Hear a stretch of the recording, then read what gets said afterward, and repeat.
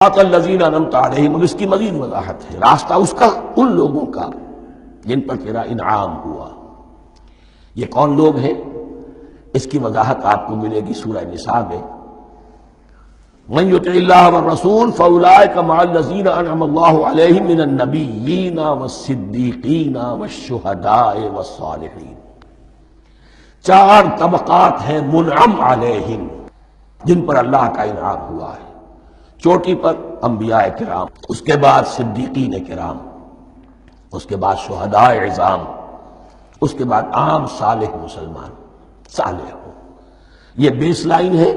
اس سے اوپر کا درجہ شہداء کا ہے، اس سے اوپر کا درجہ صدیقین کا ہے، اور پھر اس سے اوپر کا درجہ انبیاء کا ہے۔ انبیاء میں سے پھر وہ بھی ہوتے ہیں کہ جو اولو العزم میں من الرسل ہیں، لیکن یہ چار طبقات ہیں، ان کے راستے پر ہمیں چلا۔